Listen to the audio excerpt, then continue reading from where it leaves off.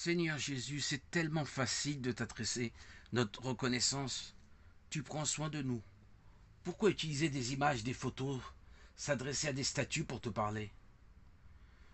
Je suis tombé par hasard sur une chaîne de télévision où l'on voyait des pratiquants chrétiens embrasser des images, demander dans leur prière l'aide de Dieu par l'intermédiaire de tels saints vénérés. Ils mettaient la main sur la statue représentant le saint et imploraient par son intercession le saint pour que leur prière soit acceptée. J'ai vu de mes yeux des gens embrasser des images qu'on appelle icônes. Ces gens qui s'expriment paraissaient humbles, remplis de piété. Leur dévotion était sincère, entière. Et il me paraissait tellement beau. Mais mes aïeux, voyez ce que Dieu vous propose. Il vous donne son Fils, il vous accorde l'Esprit Saint. Pourquoi pratiquer l'idolâtrie, vénérer des images, alors que le chemin est tout tracé? Adressons-nous à Dieu, Abba, le Père. Mesurez le merveilleux privilège que Dieu nous demande de l'appeler Père. Et encore mieux, Abba. Littéralement en hébreu veut dire papa de manière affective, ce qui nous laisse entendre que nous sommes ses enfants. Nous nous réconcilions avec le Dieu qui s'est fait plus proche de nous, plus que jamais. Et encore plus dans cette filiation qui nous relie au papa, il la renforce par le Fils. Cette relation est unique, privilégiée. Elle se renforce intimement dans notre cœur par l'Esprit Saint. C'est peut-être difficile à assimiler cette Sainte Trinité. Nous ne sommes pas obligés à vouloir tout comprendre. Nous voulons mettre Dieu dans une boîte.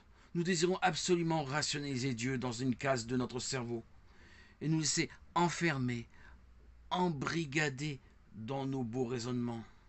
Nous enfermer nous-mêmes dans une cage dorée qui nous rassure. Nous avons figé Dieu dans notre intellect comme ces pauvres croyants qui ont limité Jésus à des images, des photos, des statues, pour se sentir volontairement à l'aise dans une belle zone de confort.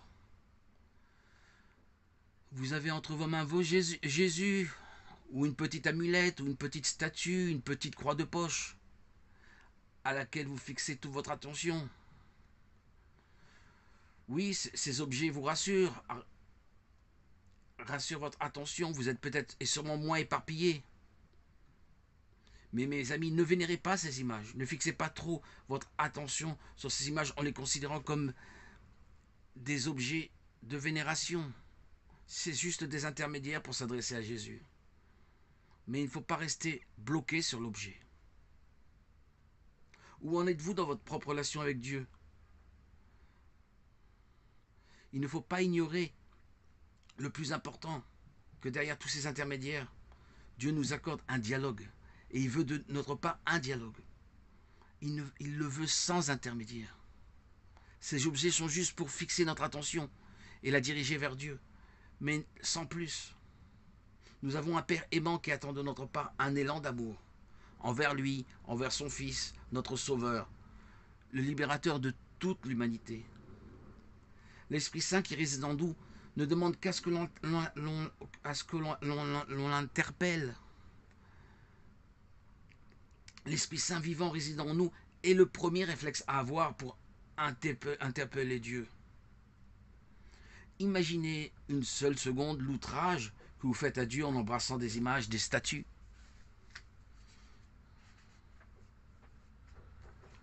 Et vous désirez réclamer la réconciliation avec votre Père. En fait, frères et sœurs, vous faites barrage à Dieu par votre idolâtrie. Vous êtes trop centré sur cet objet, sur cet intermédiaire. Vous avez oublié le dialogue direct avec Dieu. Vous espérez en toute confiance qu'il va vous délivrer de vos tourments. Mais vous vous enchaînez vous-même à des forces démoniaques idolâtres. Vous ne pouvez recevoir la grâce de Dieu. Ce n'est pas nécessaire d'utiliser une image. Se retrouver dans une chambre close où se trouve un serpent venimeux mortel, voilà. Dans la situation où vous vous trouvez, vous ressentez aucune paix intérieure, vous êtes divisé profondément intérieurement. Vous ne pouvez pas avoir une idole dans votre main droite et de votre bouche dialoguer avec Dieu. Vous êtes en présence de ces serpents. Vous implorez Dieu de votre bouche et vous tenez entre vos mains le serpent qui désire votre mort. Renoncez à ces objets, à ces veaux d'or qui gâchent notre liberté. Notre relation directe avec Dieu est plus importante. Nous voulons avancer dans l'aventure divine. Nous ne voulons pas être isolés, dépendants de ces influences manipulatrices, étrangères, païennes, qui n'appartiennent pas à Dieu le Père. Nous avons une filiation spirituelle avec le Père, le Fils, le Saint-Esprit. Cela s'appelle la Sainte Trinité. C'est un mystère aujourd'hui, encore pour beaucoup, que Dieu, un, unique, se manifeste de trois manières différentes, en tant que Père, Fils et Saint-Esprit. Qu'importe que vous ne compreniez pas, ou que vous comprenez, vous voulez être Dieu, pour pouvoir tout expliquer, tout comprendre, tout rationaliser. Un peu d'humilité, s'il vous plaît. Laissez votre arrogance, votre orgueil de côté. Entrer dans ce mystère, c'est entrer dans un labyrinthe sans sortie, c'est pénétrer dans une impasse sans avoir aucune possibilité de revenir sur ses pas. C'est tomber dans une folie, dans un gouffre sans fond. Seule la foi, la simplicité pure, l'honnêteté de voir et réaliser que cela n'est pas accessible à notre compréhension humaine. Nous ne pouvons indéfiniment chercher à être souverains, saisir tout, vouloir absolument être le maître, le gouverneur sur notre intellect. Dans notre orgueil, nous avons oublié, nous n'avons pas eu la présence d'esprit, que nous avons idolâtré notre intellect, notre intelligence, qui lui-même a fait muraille, obstacle entre nous, nous-mêmes et Dieu. Nous sommes devenus borgnes, notre vision de Dieu est tordue, éméchée. Notre orgueil a été comme pour ces adorateurs d'images, un intermédiaire qui nous empêche de nous approcher de Dieu avec un cœur simple. Regardez le pauvre qui fait du porte-à-porte ou le mendiant assis agenouillé à même le sol, tendant la main. Il s'est délesté de son orgueil, de son savoir, de ses réflexions. Il met tout de côté pour implorer la miséricorde humaine. C'est son premier réflexe, c'est sûr, mais là aussi l'homme qui donne est aussi un intermédiaire. Demandons à notre pasteur, notre confident Jésus, directement. Nous serons déjà en grande paix, sereins, joyeux. La grâce de Dieu s'épanche sur nous en abondance. La réalité est que seule notre foi simple, pure, peut nous amener à la révélation de ce mystère de la Sainte Trinité. Cette révélation s'intègre en nous simplement. Nous avons la certitude par l'Esprit Saint qui fait corps avec nous que Dieu ne peut nous tromper. Soyons dans la simple foi virginale, puisque la Sainte Trinité est la vérité unique. Non, pas comme dit l'expression chercher midi à 14 heures. Notre foi doit se satisfaire que Dieu est le maître de notre âme. C'est lui notre gouverneur, notre souverain, qui a domination sur nous dans la grâce, l'amour. Nous devons de nous consolider, de nous édifier dans cette confiance pure, simple, ordinaire, vierge de toute complication intellectuelle. Tel un pauvre qui remet son âme entre les mains de Jésus, le Fils qui s'éveille proche de nous, de l'Esprit Saint.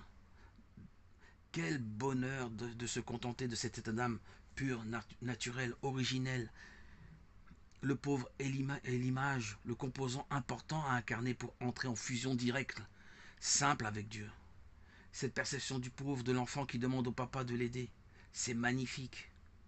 On évite toute hésitation, toute récitation rituelle, sans fin, qui nous font perdre toute relation directe, sincère avec Dieu. Oh papa, éloigne de nous tout intermédiaire, idolâtrie, photo, connaissance superflue, réflexion stérile, qui m'empêche de t'adresser ma gratitude naturellement. Ces intermédiaires dénaturent notre relation, l'empoisonnent et emprisonnent nos cœurs dans des boîtes, comme nous emprisonnons notre âme, notre cerveau dans des cages. Nous avons emménagé nos propres cages intérieures dans notre cerveau, de tous les superflus dont nous accablent ces soi-disant représentants de Dieu, que j'appelle, et cela n'engage que moi, des représentants de l'égarement. C'est d'ailleurs très connu, les dictateurs les plus connus divisent pour mieux régner. Le diable, maître par excellence de la division, père du mensonge, garde son arme en main pour maintenir notre cœur dans un désert aride, sec, coupé de toute vie divine. Il s'établit comme l'intermédiaire par lequel il faut passer pour parler à Dieu. Il se déguise en ange de lumière et propose à tout va de nouvelles photos, de nouvelles images de saints, de nouvelles statues représentant des saints, et des fidèles adorateurs de Dieu deviennent de fidèles adorateurs de statues, de photos. Pour être un peu cru en utilisant ces intermédiaires, ils sont inconsciemment adorateurs du diable. Honnêtement, eux-mêmes n'ont pas eu sans vouloir. Ils sont inconsciemment tributaires, soumis au mensonge. Ils n'ont pas su. Ils sont soumis à ces mensonges millénaires qu'on leur a inculqués depuis leur jeune âge. Leur conscience est sapée, paralysée, bloquée, fixée, figée, limitée à des cadres, à des obligations, des dogmes, des rites, des cultes, des rituels qui leur paraissent saintes. Où est Dieu dans tout ça? Où est Dieu dans tout ça? Ne sortez pas d'un iota, d'une virgule de ce qui est écrit dans la Bible. N'extrapolez pas, ne vous trompez pas, n'inculquez pas à votre frère et sœur ce qui n'est pas écrit dans la Bible. Soyez vigilants, alerte, au risque de devenir anathème. Saint Paul nous a bien mis en garde contre ces faux prophètes, ces escrocs, qui ne sont séduits que par notre porte-monnaie et non le salut de nos âmes. En ce qui me concerne, je ne crains rien, je ne m'appartiens à aucune église, je n'ai aucune religion officielle, si ce n'est la Bible, dans son intégralité, transmise par nos saints apôtres. Et ma fidélité à mon papa.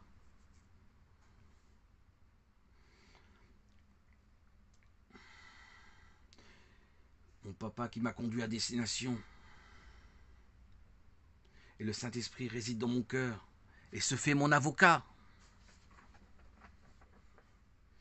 pour témoigner de mon amour, de ma joie, de ma foi en Christ, par Christ, avec Christ, imprégné, imbibé dans mon cœur de chair. L'Esprit Saint me rend heureux, joyeux. Alléluia, alléluia. Gloire à Dieu au plus haut des cieux et paix sur la terre aux hommes qu'il aime.